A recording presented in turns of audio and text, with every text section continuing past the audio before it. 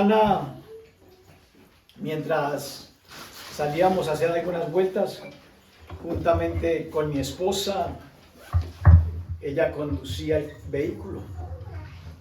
Y al llegar a nuestra casa, no sé si ustedes han notado que cuando llega uno a nuestra casa no es una calle derecha, sino que es una calle en curva, ¿verdad? Y el espacio donde normalmente parqueamos no estaba en ese momento desocupado, sino que había otro carro parqueado y el espacio era limitado, ¿verdad? Entonces, ella comenzó a parquear el carro y tuvo algo de dificultad y ella decía, ¿y ahora qué hago? ¿Verdad? Entonces le dije yo en broma, pues si quieres, invoca el Chapulín Colorado, ¿no? ¿Quién podrá ayudarte? Y me dice, siempre con las bromas, ¿no? Y el tal fue que le tocó moverse de allí y parquearse más adelante, porque el Chapulín no vino. Y el título de lo que Dios nos envía hoy es, ¿y ahora quién podrá ayudar? Yo sé que de manera personal, cada uno de nosotros en algún momento de la vida ha utilizado esa expresión, ¿verdad? Han venido situaciones a nuestra vida que no sabemos qué hacer, dónde acudir, y hemos expresado, ¿y ahora quién podrá ayudarme? Y estoy hablando dentro del ámbito del pueblo de Dios. No estoy hablando de aquellos que no invocan a Dios. Estoy hablando dentro de aquellos que sí invocamos a Dios. Pero han venido momentos en que decimos, ¿y ahora quién podrá ayudarme? Yo sé que hay momentos en la vida personal, en la vida familiar, que uno quisiera evitar. Hay momentos de dolor físico que nadie quisiera vivir, ¿verdad? Pero hemos tenido que pasar por dolencias. Han habido momentos de escasez financiera y no hemos querido llegar a ese momento, pero han llegado esos momentos, ¿verdad?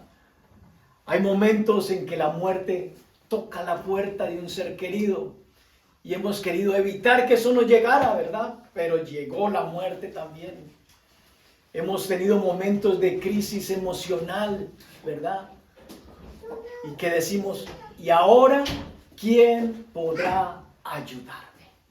Yo sé que nuestra iglesia no es una iglesia de gente de muchos años en edad, ¿verdad? Yo sé que a muchos no les tocó el Chapulín como me tocó a mí, porque ustedes son de una nueva generación.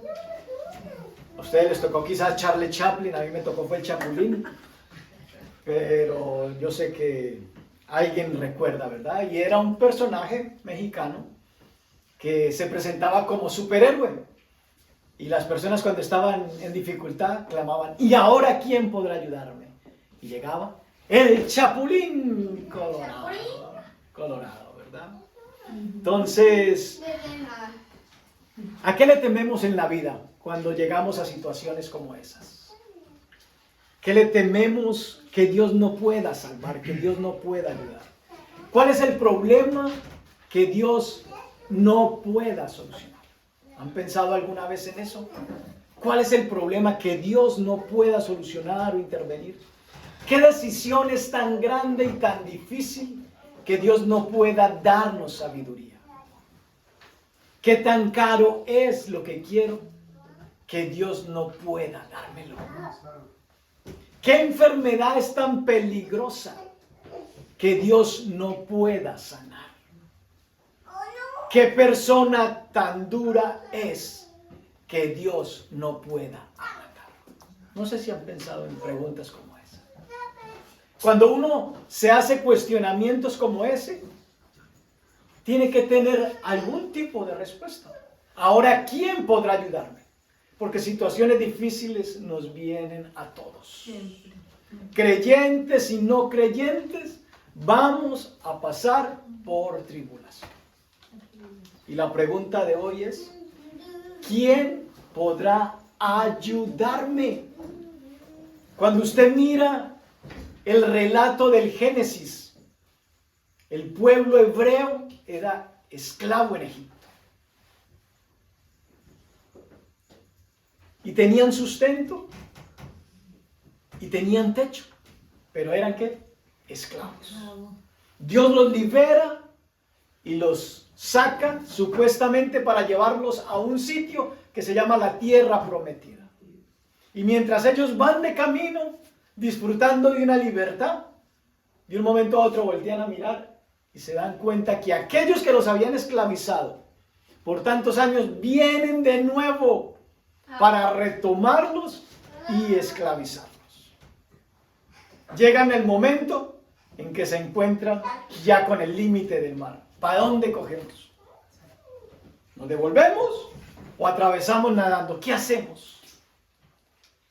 Y yo me imagino que Moisés, si hubiese estado en la época de nosotros, hubiese hecho la misma pregunta. ¿Y ahora quién podrá ayudarnos? Y si el chapulín hubiese existido en esa época, seguro que el chapulín se le aparece. Pero él no contó con el chapulín. Contó con un real y verdadero superhéroe. Que no pasa de moda. El chapulín ya se murió. El que hacía el personaje del chapulín ya se murió.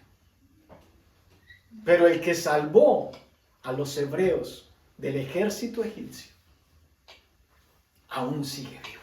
Amén.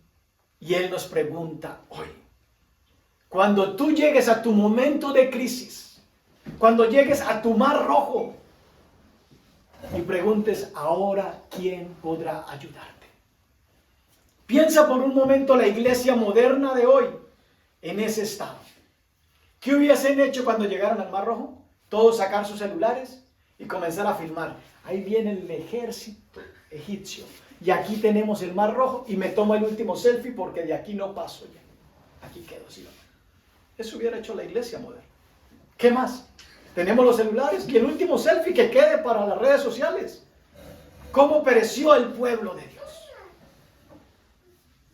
Pero Moisés invocó a Dios y Dios le dijo, ¿por qué clamas a mí?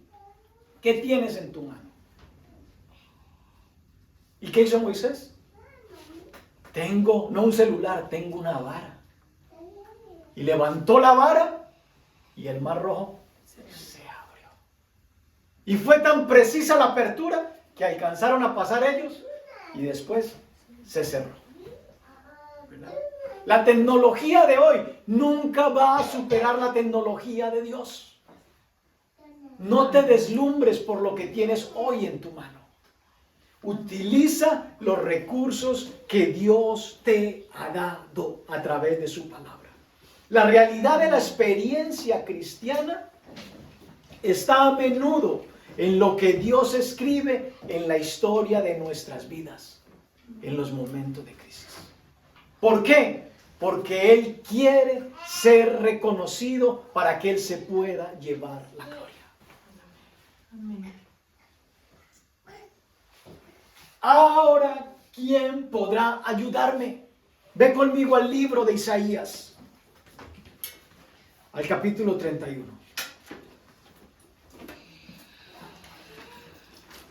Versos del 1 al 3. Isaías 31.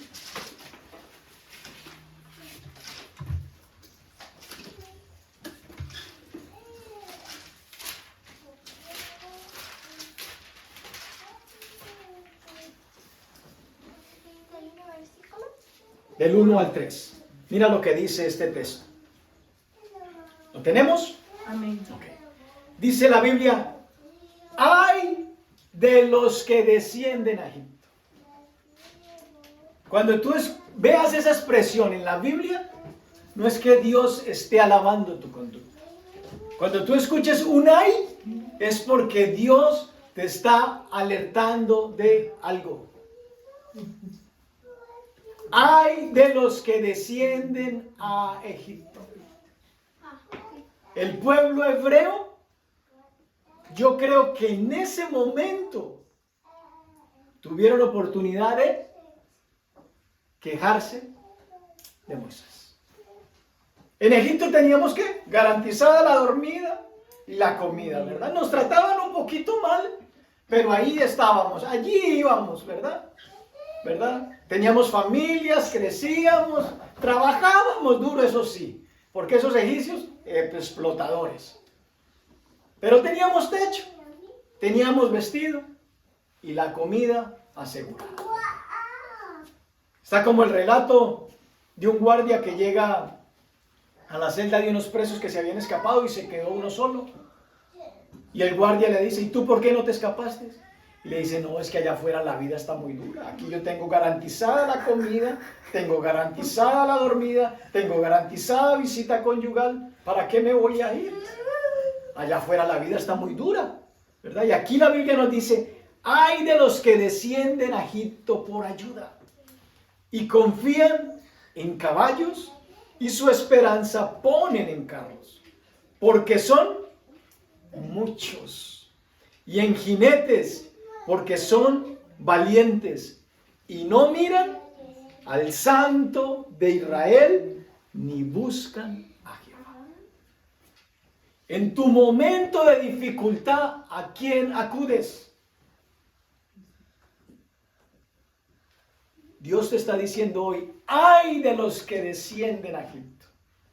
Ay del que está buscando regresar a su vieja manera de vivir. No ha entendido todavía que hemos sido libertados de un reino de esclavitud, de tiniebla, y hemos sido puestos a un reino de libertad, donde hay una luz admirable. Verso 2.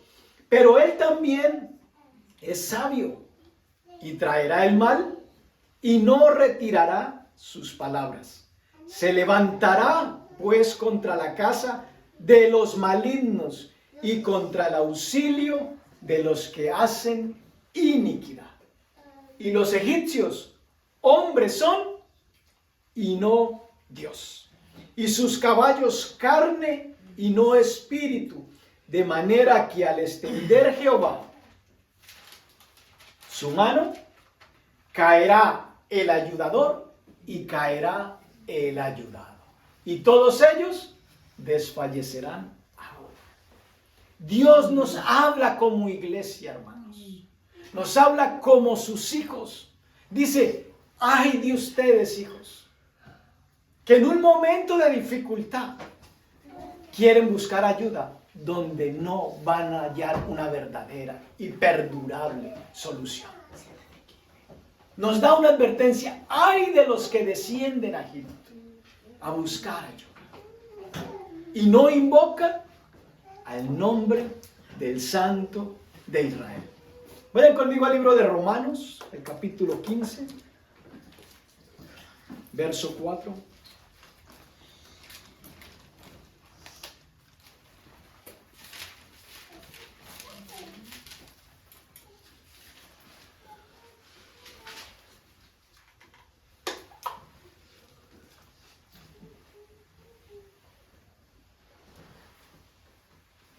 Dice el versículo 4 del capítulo 15 de Romanos. Porque las cosas que se escribieron antes, ¿para qué se escribieron? ¿Para qué se escribió el antiguo? ¿Para qué se escribió el nuevo? Para tu enseñanza y para mi enseñanza. Amén. A fin de que por la paciencia y consolación de las Escrituras tengamos esperanza. Dios promete ser nuestro único y verdadero superhéroe. Nosotros vivimos en una época de películas de superhéroes. Vivimos en un tiempo en donde aún a nuestros hijos quieren convertirlos en superhéroes. Yo escucho y veo anuncios que digan, haz de que tu niño se convierta en un superhéroe contra la vacuna. Vacúnalo y tu niño será el superhéroe que ayude a una generación que no se infecte. ¿Cómo nos enganchan? Como una motivación equivocada. Que tu niño se convierta en un superhéroe. Pero el único y verdadero superhéroe se llama Jesucristo. Dice que lo que se escribió antes, ¿para qué se escribió? Para que tú y yo tomáramos consejo. Mira lo que dice el Salmo 50:15.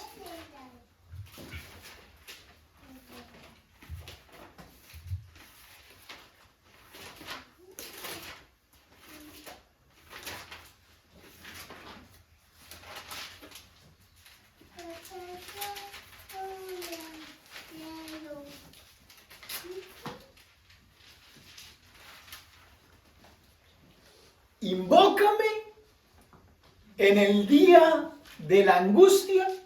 ¿Y qué va a hacer? Yo prometo librarte. ¿Y tú qué vas a hacer en consecuencia? Me vas a amar. Pero nosotros, ahora, ¿quién podrá ayudarme con esta escasez económica? ¿Quién podrá ayudarme con esta enfermedad terminal? ¿Quién podrá ayudarme con este conflicto familiar? Ahora, ¿quién podrá ayudarme en esta crisis laboral? ¿Quién podrá ayudarme en la falta de empleo? ¿Quién podrá ayudarme en la guerra y el conflicto armado? Ahora, ¿quién podrá ayudarme? Y Él está dándonos hoy la instrucción. Invócame en el día de tu angustia. Invócame en el día de tu necesidad. Y yo te voy a librar. Yo te voy a librar. Yo te voy a sustentar. Yo te voy a sanar. Yo te voy a bendecir. Yo te voy a liberar. La gente no lo experimenta porque no lo invoca. Porque están ¿a dónde acudo? La gente, Egipto representa el conocimiento humano. Eso es Egipto. La ciencia, el conocimiento humano, que creemos de que la sabiduría de los hombres es mayor que la sabiduría de Dios. Y allí tropezamos y caemos cuando creemos de que el consejo del hombre es superior al consejo y la sabiduría. Él dice, invócame y yo te voy a librar. ¿Para qué? Para que me honres. ¿Qué hicieron los hebreos cuando fueron librados? Cruzaron el Mar Rojo y después del Mar Rojo, ¿qué hicieron? Moisés hizo un himno, un cántico de victoria. Echó a la mar quien los perseguía. Echó carro y jinete, los echó, los ahogó y los mató para siempre. Pero nosotros se nos olvida lo que Dios hizo la semana pasada. Por eso aquí tenemos el hábito de animarles y motivarles. Recuerden qué Dios ha hecho en sus vidas. Porque es muy fácil que una situación difícil nos haga olvidar de los muchos beneficios que Dios ha obrado a favor nuestro. En nuestra boca siempre debería haber cántico de alabanza, de gozo, de regocijo. Aún en medio del dolor, aún en medio del quebranto, aún en medio de la pérdida, aún en medio del conflicto. Hoy estamos escuchando realidad de dos países que se están enfrentando. Si vemos, un país frente al otro tiene una desventaja grandísima en armamento. Naturalmente, ¿quién tiene la victoria? El más poderoso, el más grande. Es lo que nuestros ojos pueden ver. En estos días hablábamos con mi esposa de eso. Sigamos. Mira lo que dice 2 de Corintios, capítulo 9, verso 8. Entonces Dios ha prometido ser nuestro superhéroe y proveer para nuestras necesidades.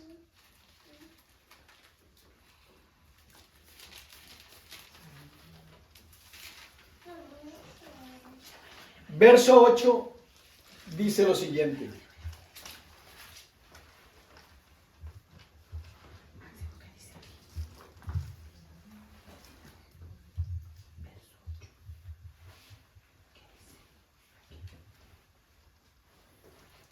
Y poderoso es Dios. Ahí no dice que Dios sea débil. La Biblia dice que Dios es poderoso. ¿Para qué? Para hacer que abunde en vosotros toda gracia. Usted dirá, Julio, ahí dice gracia y no dice recursos. La gracia es manifestada en lo que Dios hace en tu vida. Amén. Sea salud física, sea provisión económica, sea una restauración de una relación. Dice, hace que abunde en vosotros toda gracia, a fin de que teniendo siempre en todas las cosas. todo lo suficiente, abundéis para toda buena obra. ¿Dios quiere que tú seas escaso? No.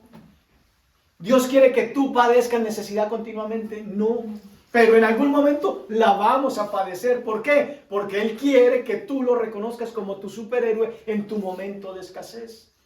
En tu momento de necesidad, Él está esperando que clames a Él. ¿Para qué? Para librarte. Para que se sepa que hay Dios en los cielos y que hay Dios en la tierra. ¿Para qué Dios libró al pueblo hebreo? Para que se supiera que un pueblo tan pequeño que Dios escogió tiene el respaldo y la protección de Dios. Mi esposa me decía, ¿qué tan pequeño es Israel comparado con Ucrania? Es un punto. ¿Y a Israel cuántos años llevan en conflicto queriéndolo destruir?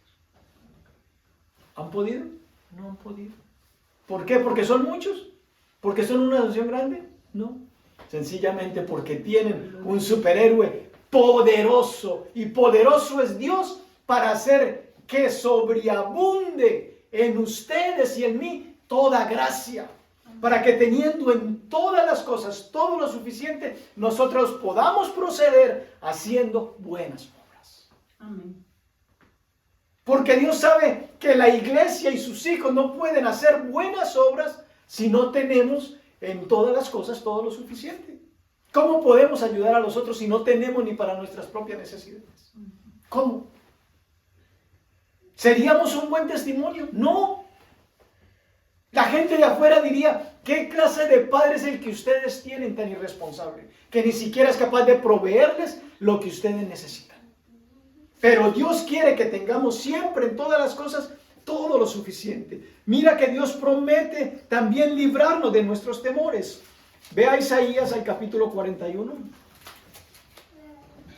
verso 10.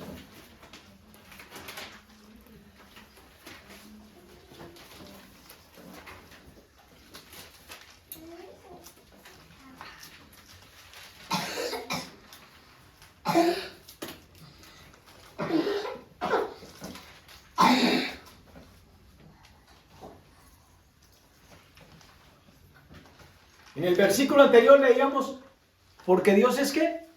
Poderoso.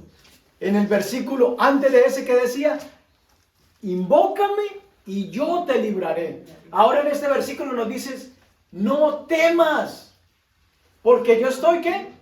Contigo. No desmayes, porque yo soy tu Dios, yo soy tu superhéroe. Y ahora, ¿quién podrá ayudarme? Yo, que soy tu Dios, que soy poderoso. Quiero que no temas, quiero que confíes. Quiero que esa leve tribulación momentánea que ahora estás pasando no es comparada con la gloria venidera que después en ti ha de manifestarse. No temas, porque yo estoy contigo. Me siento solo, no importa lo que tú sientas. Tú no vives por tus sentimientos. Yo estoy contigo. Y si yo lo dije, yo lo cumplo. Dice, Dios te esfuerza, siempre te ayudará. Siempre, siempre, siempre, no el domingo y el lunes te abandona. Siempre nos va a ayudar. Siempre nos va a sustentar. ¿Con qué? Con la diestra de su justicia. Él es nuestra ayuda aún en los momentos de tentación. Mira lo que dice la Escritura en la primera de Corintios, capítulo 10, verso 13.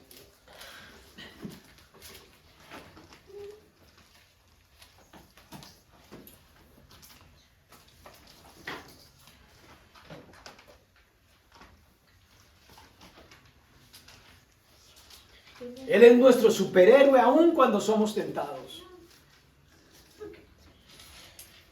Dice, no os ha sobrevenido ninguna tentación que no sea humana.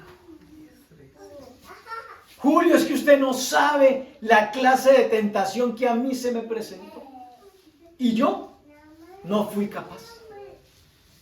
La Escritura hoy nos muestra que cuando tú y yo nos apoyamos en nuestra propia prudencia y tratamos de pelear contra el diablo en nuestra propia capacidad, tenemos garantizada la derrota. Por eso es que no nos debemos de apoyar en nuestra propia prudencia. Mira lo que dice: no os ha sobrevenido ninguna tentación que no sea humana. Todas las tentaciones son humanas. Para que no mire la tentación como que, ay, esta tentación es tan sobrenatural que yo no puedo resistirla. Todas las tentaciones son humanas. Pero mira lo que dice: pero fiel es Dios, que no os dejará ser tentados más de lo que podéis resistir. Más de lo que podéis resistir. Dios conoce tu capacidad de aguante. Dios conoce mi capacidad de aguante. Dios sabe hasta dónde puede permitirle al diablo que me tente. Porque Él dice: no os dejará ser tentados más de lo que podamos resistir. Tú y yo no sabemos cuál es nuestra capacidad de resistencia. Pero Dios que te creó y me creó, sí la conoce. Dice: si no quedará juntamente con la tentación. El diablo te puso una tentación, Dios te presenta la salida. ¿Para qué? Para que podáis soportar. Por eso dice: invócame, clama a mí y yo te responderé, yo te libraré, porque yo soy poderoso. Yo quiero que no temas, porque no estás solo, porque yo estoy contigo, porque yo te sustento, porque yo te esfuerzo. Él es nuestro superhéroe aún en las tentaciones. Tentaciones a diario. A hombres y a mujeres se nos presentan las tentaciones. Pero Dios nos está diciendo: si no te apoyas en tu propia prudencia, me reconoces en todos tus caminos, entonces yo voy a enderezar tus veredas. Yo voy a ordenar tu camino. Y ahora, ¿quién podrá ayudarme? ¿Quién podrá ayudarte? ¿A quién vas a acudir? Leamos un relato en Segunda de Crónicas, en el capítulo 32. Cuando contamos con Dios para que Él sea nuestro héroe en los capítulos más difíciles de nuestra vida, Él honra nuestra fe y estará allí siempre para ayudarnos. Segunda de Crónicas, el capítulo 32. Versos del 7 al 8.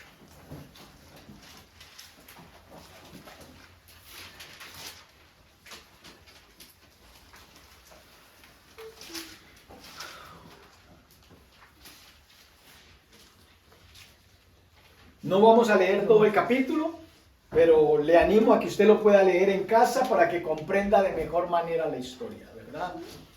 Esto es un relato en donde habla de que el rey Senaquiret rodeó a Judá, sitiando la ciudad de Jerusalén, y él era un ejército grande y poderoso con precedentes de victorias anteriores. ¿Okay? Y aquí tenemos el ejemplo del rey Ezequías, de la manera en la que él procedió. Vamos a leer el verso 7 y dice: lo que Ezequías animó a su ejército a hacer.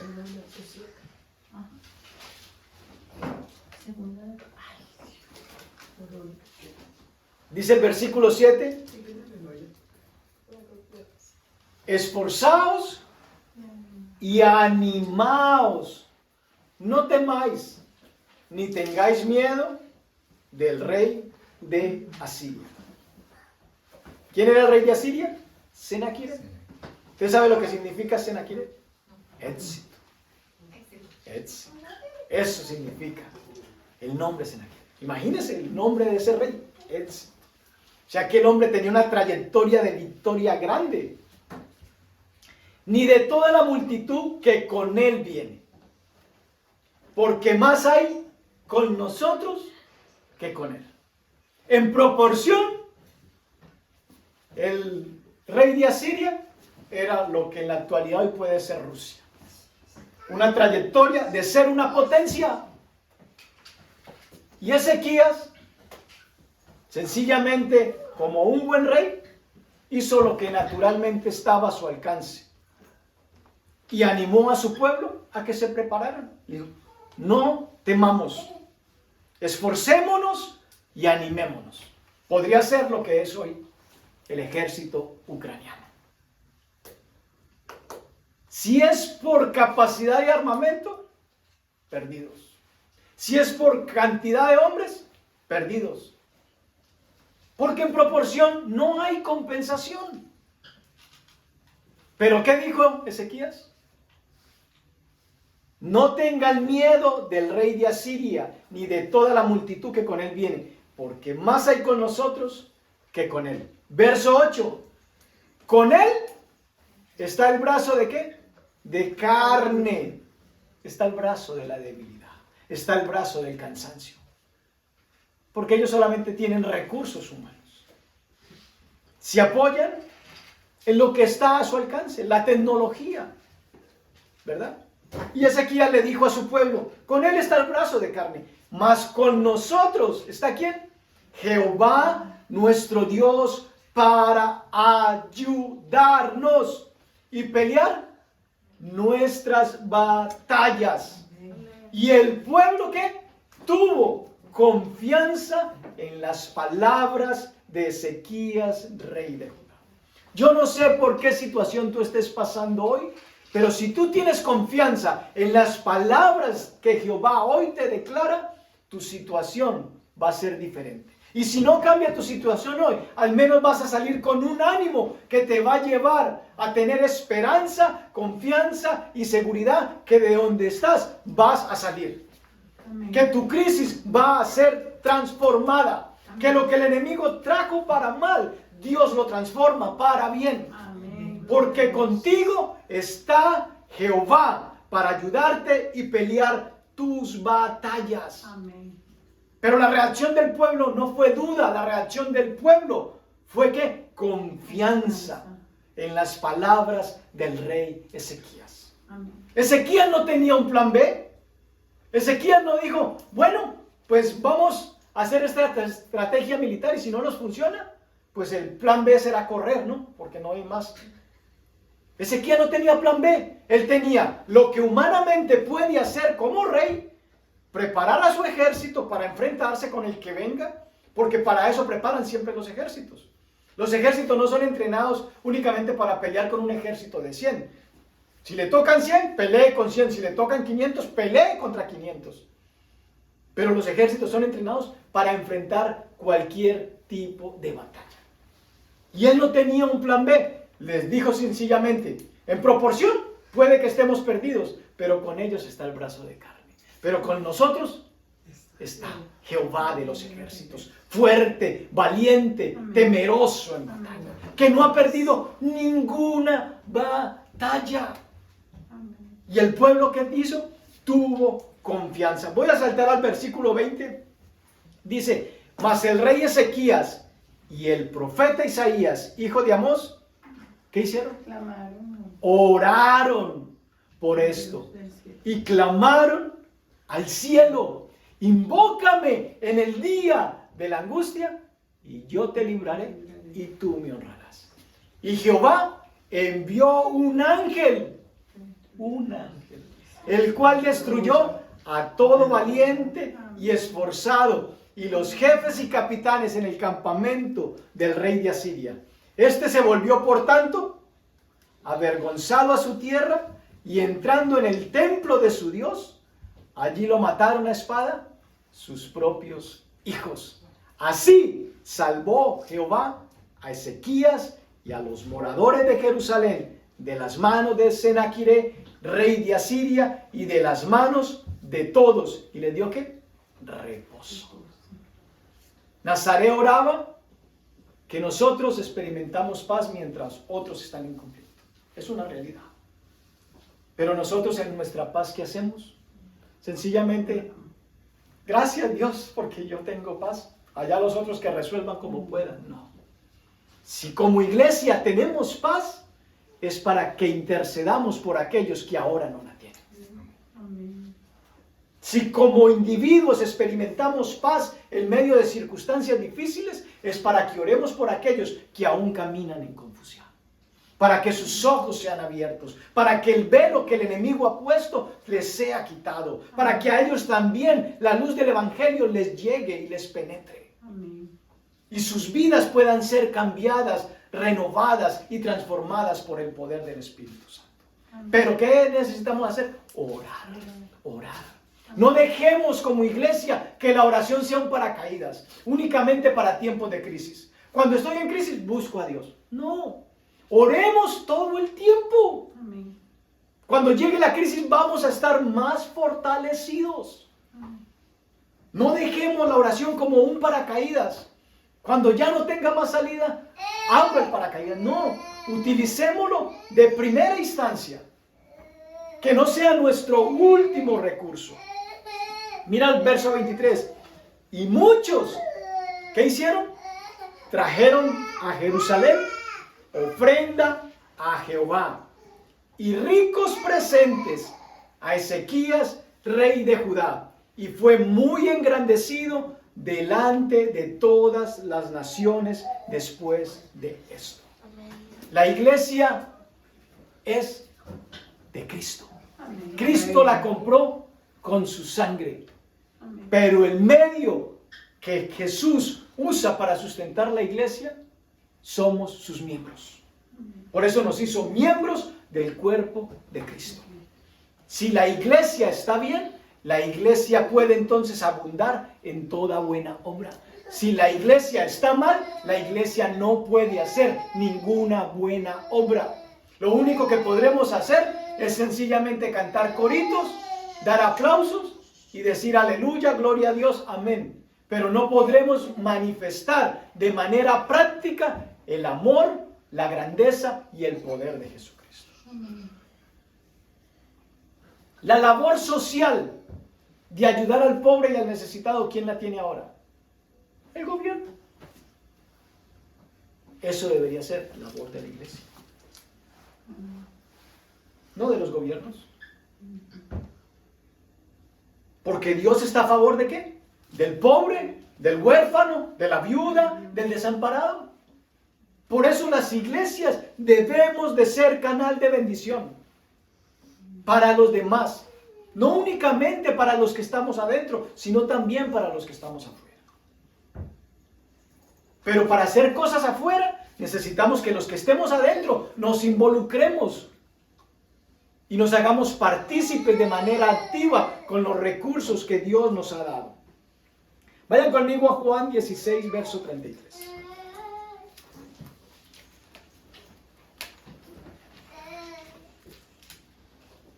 Y ahora, ¿quién podrá ayudarme?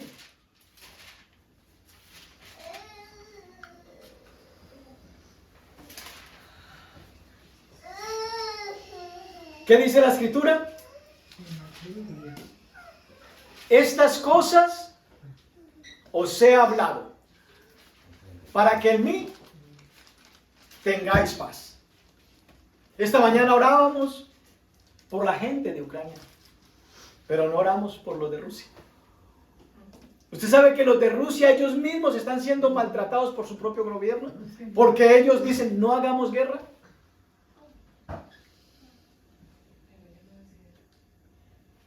Pero estas cosas os he hablado. Yo sé que la iglesia en Ucrania y la iglesia en Rusia tienen estas palabras presentes. Estas cosas os he hablado. En el mundo tendréis aflicción. ¿Pero para qué es que Dios nos da su palabra? Para que tengamos paz. El pueblo de Ucrania, el pueblo de Rusia va a tener paz en la medida en que ellos busquen a Dios. Porque estas cosas no fueron habladas ¿con qué propósito? Para tener paz. En el mundo vamos a tener aflicción. La Biblia, ¿qué nos dice?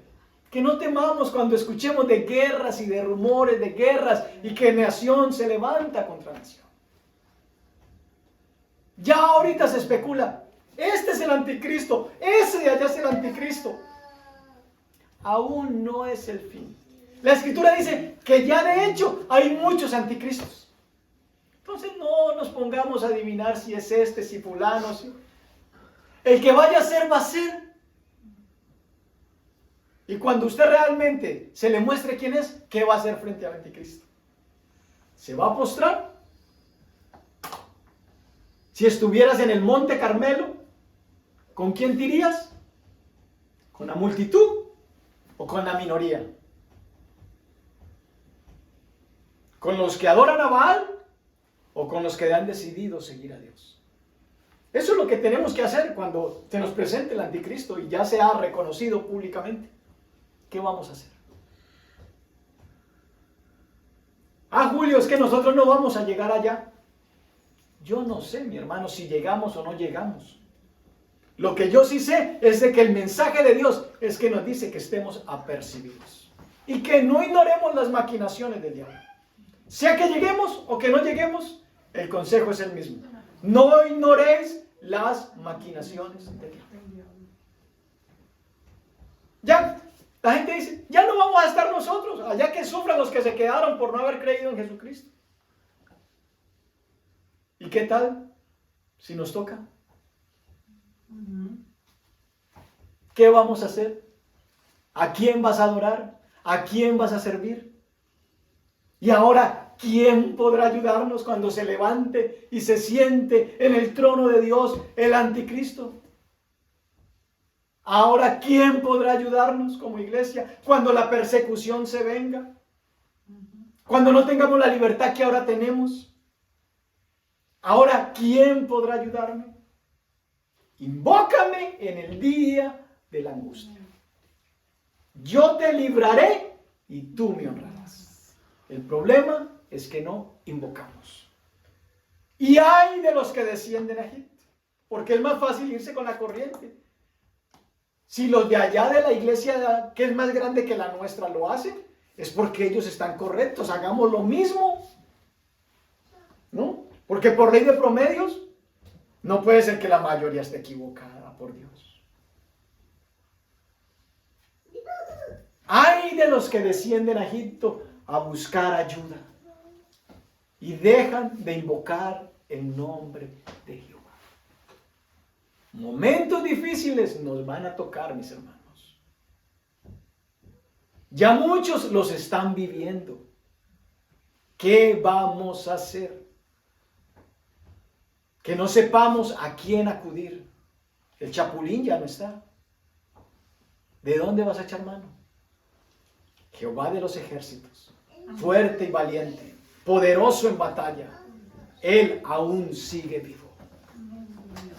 Y Él nos dice, alzad vuestros ojos, poned la mira en las cosas de arriba y no en las de la tierra. Como hijos de Dios muchas veces nos vemos como los derrotados que tratamos de obtener una victoria. ¿Es así o no es así? Muchas veces nos hemos visto así.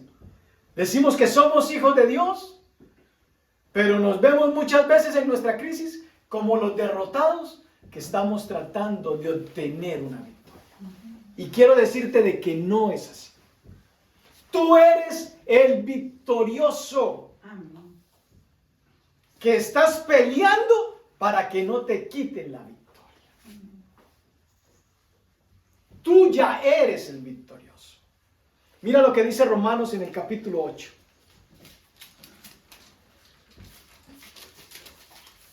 Verso del 31 al 39.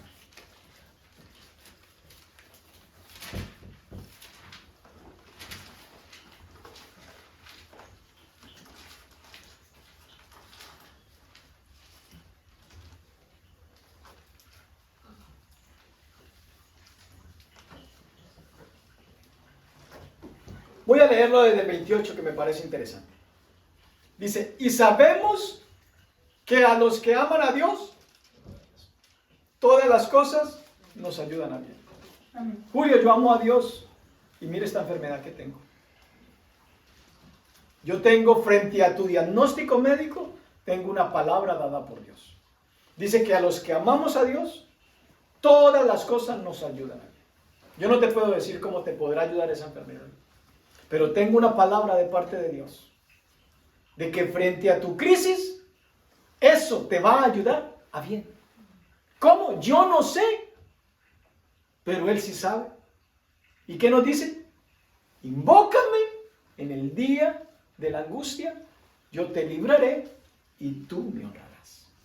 Verso 29. Porque a los que antes conoció, también los predestinó para que fuesen hechos conforme a la imagen de su Hijo, para que Él sea el primogénito entre muchos hermanos. Salto al 31. ¿Qué pues diremos a esto? Si Dios es por nosotros, ¿quién contra nosotros? ¿Qué fue lo que Ezequías le dijo a su ejército? Con ellos está el brazo de carne, pero con nosotros está el Dios Todopoderoso, ¿verdad? Aquí nos dice a nosotros el apóstol Pablo, ¿qué pues diremos? Si Dios es por nosotros, ¿quién contra nosotros? Pero Julio, sí, Dios está conmigo, pero me siento derrotado. No se trata de cómo tú te sientas, se trata de lo que Dios dijo, de lo que tú eres. Porque tú no eres lo que tú sientes, tú eres lo que Dios dijo que tú eres. Por nuestros sentimientos, hoy nos sentimos hijos de Dios, mañana probablemente nos sintamos no hijos de Dios, sino hijos del diablo. Dice el verso 32, el que no escatimó ni a su propio Hijo, sino que lo entregó por todos nosotros, ¿cómo no nos dará también con Él todas las cosas? Si Dios te dio a su Hijo para que tú pudieras ser salvo, ¿cómo no te va a proveer sustento? ¿Cómo no te va a proveer un techo? ¿Cómo no te va a proveer vestido? ¿Cómo no te va a dar de comer? ¿Cómo no va a protegerte? ¿Cómo no te va a perdonar? ¿Cómo no te va a restaurar? Si te dio lo que más le costaba, su Hijo, ¿cómo no te dará todas las cosas? ¿Cómo no te dará un trabajo? ¿Cómo no restaurará tus relaciones? Si ya te dio lo que más le costaba. Verso 33. ¿Quién acusará a los escogidos de Dios? Pregunta, ¿quién te acusa a ti? ¿Sabes que tienes un acusador? No es Dios quien te acusa. Lo mal que tú estás haciendo no es Dios quien te acusa. Es el mismo diablo que te tentó y le seguiste, el que te acusa y después te dice, tú no sirves para nada. Tú eres mala hija, eres mala madre, eres mala esposa, eres mal marido, eres mal trabajador, ni para cristiano sirves. No es Dios. Es el mismo diablo quien te acusa, el que te puso la tentación y que tú no entendías de que Dios te daba una salida y tú dijiste, sí, diablo, fuiste más poderoso que yo y me venciste. Pero no, Dios te dice, en medio de tu tentación, yo te doy una salida para que tú puedas soportar y sobrepasar esa prueba.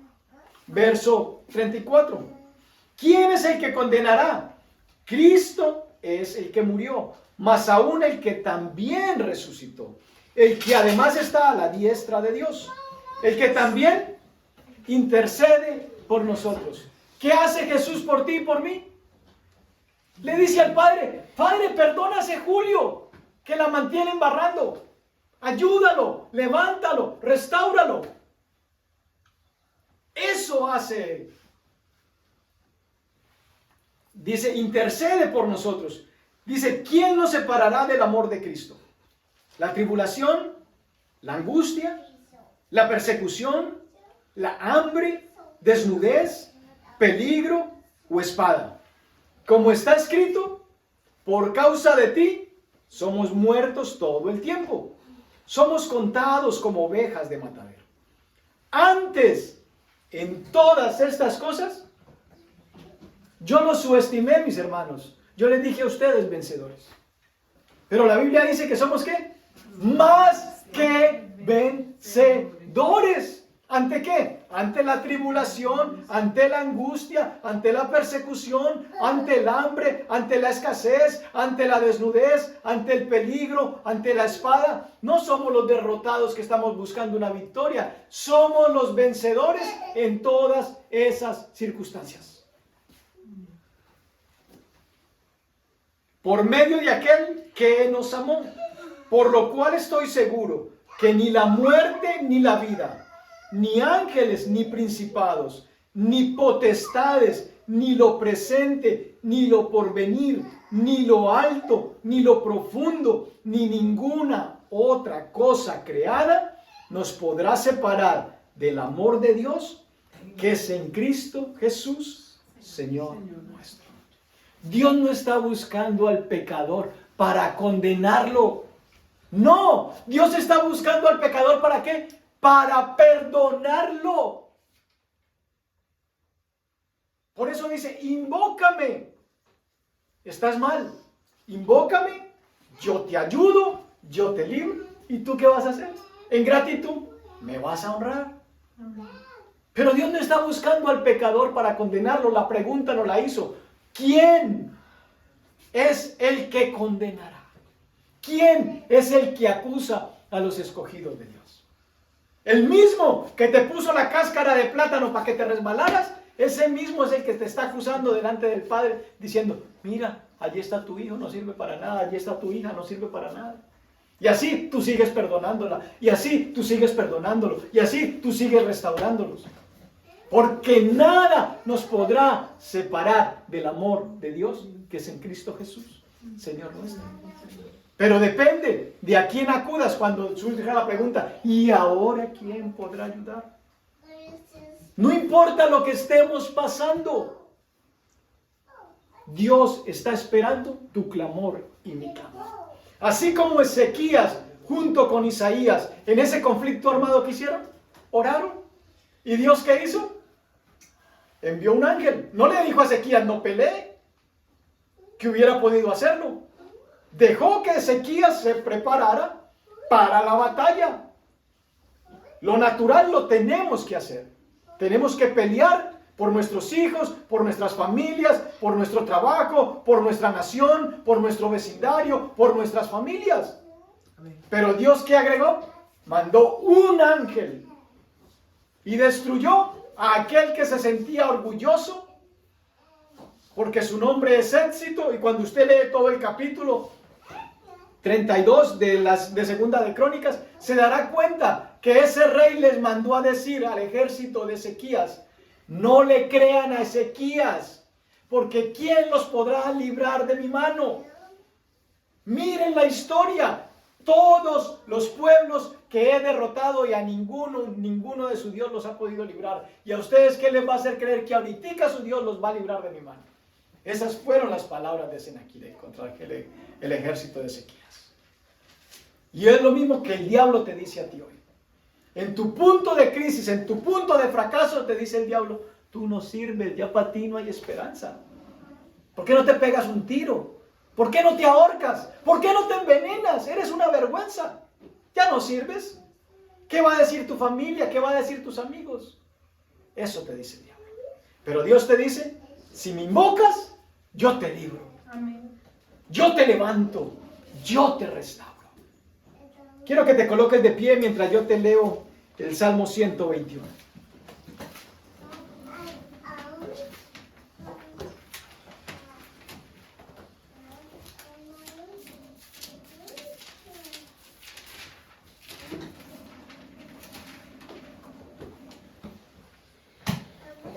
Escucha lo que dice el Salmo 121. Mi Biblia tiene un título que dice, Jehová es tu guardador. Alzaré mis ojos a los montes, pregunta, ¿de dónde vendrá mi socorro? Respuesta, mi socorro viene de Jehová, que hizo los cielos y hizo la tierra. No dará tu pie al resbaladero, ni se dormirá el que te guarda. He aquí, no se adormecerá, ni dormirá el que guarda a Israel. Jehová es tu guardador, Jehová es tu sombra a tu mano derecha. El sol no te fatigará de día, ni la luna de noche. Jehová te guardará de todo mal. Él guardará tu alma. Jehová guardará tu salida y tu entrada, desde ahora y para siempre. Padre, nosotros